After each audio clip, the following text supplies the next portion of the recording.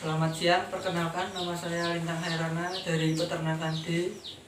Di sini saya akan menjelaskan tentang anatomi ternak unggas. Yang pertama saya akan menjelaskan bagian eksterior ternak unggas ayam. Yang pertama adalah paruh, terus ada mata, ada kepala, ada sayap, ada dada, langsung ada ekor, dan yang terakhir kaki. Fungsi organ eksterior pada ayam yaitu sebagai pelindung tubuh dari mikroorganisme ataupun dari cekaman panas yang ada di lingkungan.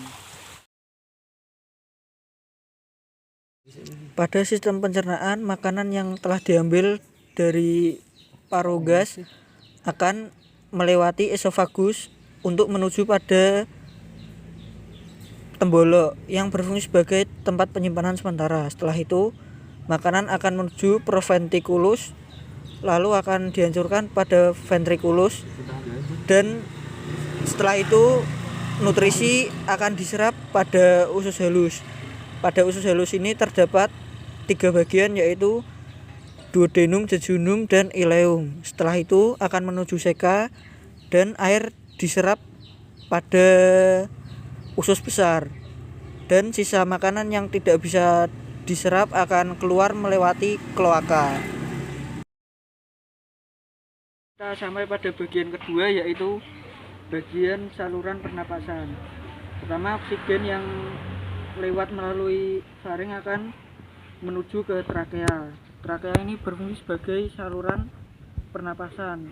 Setelah itu akan melalui percabangan bronkus yang terletak ada di sini. Lalu akan melalui percabangan lagi yang disebut bronkeolus, dan akhirnya oksigen akan ditukar pada alveolus di paru-paru.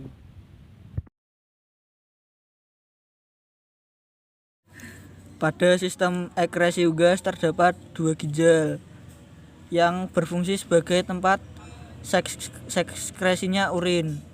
Urin yang akan dikeluarkan dari ginjal akan melalui saluran ureter dan langsung menuju ke kloaka, tepatnya pada urodeum, karena pada unggas tidak memiliki kantung kencing. Pada sistem reproduksi terdapat 2 testis yang berfungsi untuk menghasilkan sel sperma. Selanjutnya, sel sperma yang akan dikeluarkan akan melalui saluran epididymis untuk mematangkan sperma. Setelah itu akan lanjut lagi menuju vas deferens, dan setelah itu akan keluar melalui kloaka. Pada saluran reproduksi unggas betina terdapat ovarium yang berfungsi sebagai penghasil sel telur. Setelah itu sel telur yang akan dikeluarkan akan melewati saluran oviduk. Di dalam oviduk tersebut terdapat isthmus, magnum, dan infundibulum. Setelah itu telur akan melewati vagina dan keluar melewati kloaka.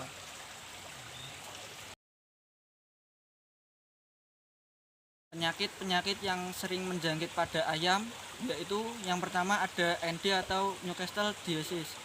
Penyakit tersebut merupakan penyakit yang disebabkan oleh virus yang menyerang saluran pernapasan, saluran pencernaan, dan sistem saraf.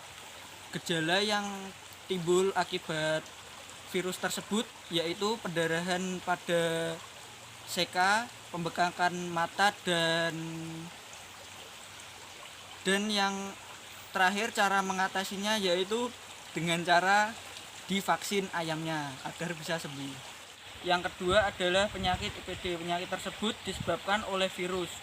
Gejala yang timbul akibat penyakit tersebut yaitu ayam lemas, lalu ada sayapnya menggantung dan mengalami diare. Dan cara mengatasi penyakit tersebut adalah dengan cara vaksinasi dan pemberian vitamin pada ayam. 3 adalah penyakit koryza. Penyakit tersebut disebabkan oleh bakteri yang menyerang segala jenis umur pada ternak ayam.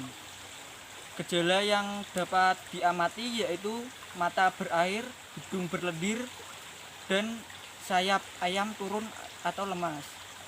Biasanya terjadi pada pergantian musim atau pada musim pancaroba. Pengobatan yang dapat dilakukan pada penyakit tersebut yaitu dengan cara pemberian preparat sulfat. Penyakit yang keempat yaitu berak kapur yang disebabkan oleh bakteri Salmonella. Gejala pada ayam tersebut yaitu feses terdapat cairan putih yang lengket dan berbau khas, serta ayam tersebut lemas dan terengah-engah.